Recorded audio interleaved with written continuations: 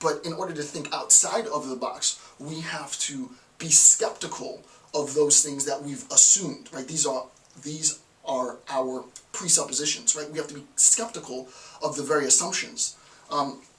This, in sort of mathematical, logical concept, has to do with a fundamental critique of the axiom, right? To think outside of the box, to be technical, is to fundamentally critique the assumptions that support the discipline itself, hence the axioms, right? The axioms are the foundation with which we construct and justify our proofs and deductions and such.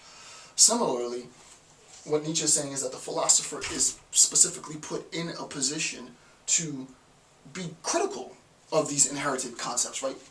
Insofar as we're critical of these concepts, we then are in a position to create new conceptual contributions. So to read number 2 again, this is from note 409. What is needed above all is an absolute skepticism toward all inherited concepts, right? This is needed above all. The most important thing that you need to know as an aspiring philosopher is you can't be considered an aspiring philosopher if you wholesale absorb the institution, the status quo. That's not what philosophy is about. The idea is we assess, analyze, make sense of the institution, of the status quo, of the establishment. We do not absorb the institution, establishment. We assess it, and then we become skeptical of the claims, the axioms that justify the institution.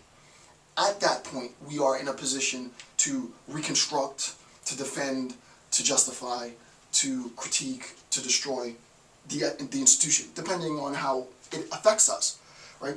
But as I said in the last, video, this creative process becomes an effective CE, right? This creation of concepts, this creation of narrative, this creation of social discourse, this creation of social justice, political mobilization, cultural mobilization, pop cultural assessment, what have you. All of these things are a creative process of the affective will of the philosopher, right? So the idea is the philosopher needs to recognize his or her situatedness between the establishment, which is sort of reinforced by norms, and the avant-garde, that which is new, that which is trend-setting, if you will. Okay, number 3, Nietzsche says, quote, I guarded against settling down with any of these dogmas. Right? I guarded against settling down with any of these dogmas. I love the idea of settling down. The idea is an individual becomes regified, right? An individual becomes sedentary, right? In the concepts. There's a level of comfort, right? Insofar as I inherit these concepts, there's a level of comfort insofar as there is an inheritance. Take a quick pause and think about this. Imagine that you are the heir to $1 billion fortune. Mom and dad worked hard, made a ton of money. They figured out the strategy. They cornered the market. They made unfathomable wealth for the family. And you are sort of a loafer. You don't have any creative predispositions. You don't have any inclination to work. You have this inheritance that's waiting for you, right? You're a trust fund baby, if you will. Insofar as you're a trust fund baby, there's a level of comfort. You don't really have the need to create. This is important, right? You don't really have the need to create. I'm not going to go so far as saying that comfort is an impediment to creation. I wouldn't say that. But there is a sense in which creation is itself rooted in a discontentment, right? In a sense in which I don't have an inheritance to assume.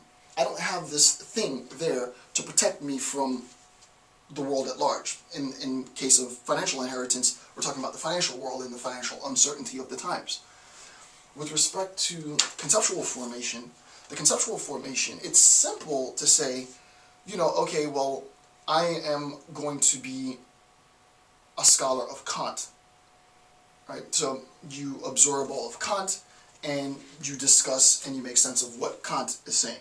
In a sense, that's what this lecture series is. It has to be, right? This lecture series is me making you, giving you access to Nietzsche by a methodical, systematic analysis of his analysis, right? My analysis of his analysis gives you access to Nietzsche. I have to wholesale inherit all of Nietzsche because I'm not in this. My purpose in this isn't to transcend Nietzsche's text. My purpose in this is to make Nietzsche's text accessible to you. This is why I said after this is done, after I finish all of this, what I plan on doing is then taking Nietzsche, and what I would encourage you to do is then take what you've learned from me about Nietzsche and incorporate Nietzsche in aspects that situate and satisfy those interests that you have, right? There has to be a sense of discomfort. While I am very, very comfortable in teaching the text, while I know the text like the back of my hand, while I know I can teach you and motivate you to be interested in the work, there is a sense in which I have to, of my own volition, create something from this. It can't just be, here's Nietzsche 101. Right, this is a pretty intense 101, but here's Nietzsche 101. I mean, it's not to say that that doesn't serve its purpose. There is a social purpose for that. Obviously, you're getting access to Nietzsche. But me, as a philosopher, as a self-identified philosopher, I cannot go to my grave having served as nothing more than a facilitator with respect to Nietzsche. That's not my role. My role is, one, to introduce you to the concepts so that you have an understanding of the complexity with which his mind thinks and his work is situated, at which point I can then create my own work, which is indebted to Nietzsche and Freire and Habermas and Gasset and blah, blah, blah, so that when my work is presented as an original concept, people have better understanding of what it is that I do.